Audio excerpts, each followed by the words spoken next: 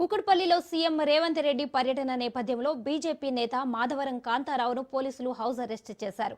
నల్లచెరువు ప్రారంభోత్సవాన్ని రైతులతో అడ్డుకుంటామని కాంతారావు పిలుపునిచ్చారు.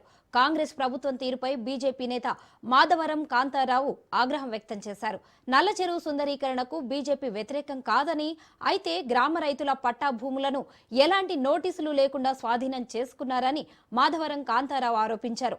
రైతులకు సరియైన పరిహారం ఇవ్వకుండా భూములు తీసుకోవడం అన్యాయమన్నారు. ఈ అంశంపై కోర్టులో కేసు కొనసాగుతున్నప్పటికీ సీఎం ప్రారంభోత్సవం చేయడం తగదన్నారు. సున్నం చెరువు సర్వే నెంబర్లు 29, 30లో కబ్జాలు జరుగుతున్నాయని చెప్పినా చర్యలు లేవన్నారు.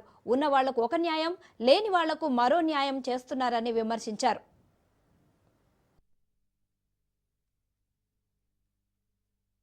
ఈరోజు కుకట్పల్లి నల్ల చెరువు సుందరీకరణ ప్రారంభోత్సవానికి గౌరవ ముఖ్యమంత్రి రేవంత్ రెడ్డి గారు రావడము, ఆ సుందరీకరణకు వ్యతిరేకం అనేది భారతీయ జనతా పార్టీ ఉద్దేశం కాదు.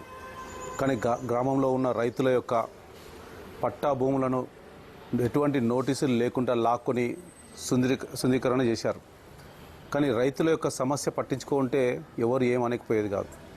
ఈరోజు రైతుల సమస్య తీవ్రతరంగా ఉన్నది. వాళ్ళకి ఎటువంటి నోటీసులు ఇవ్వలే, కనీసం కాంపెన్సేషన్ ఇస్తామని కూడా ముందుకు రాలే. బాధితులందరూ కూడా కోర్టులు వేస్తే కోర్టుల కేసు నడుస్తూ ఉన్నది. ఆ కేసును కూడా ధిక్కరించి రాష్ట్ర ముఖ్యమంత్రి రావడం అనేది అది సిగ్గుచేటు. అమానుషంగా వచ్చి ఇండ్లన్నీ గూలగొట్టి మీరు కబ్జా చేశారు. నల్ల చెరువు అనేది పట్టా భూమి అనేది అందరికీ తెలుసు.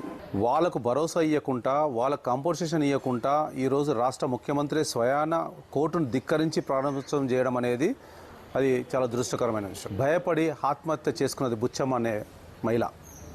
వాళ్ళని కూడా పరామర్శించిన పాపన లేదు, వాళ్ళకు ఏమన్నా కాంపెన్సేషన్ చేయాలనే ఆలోచన కూడా లేదు. మరి ఇలాంటి భయభ్రాంతులతో ఈ హైడ్రా నడుస్తూ ఉన్నది.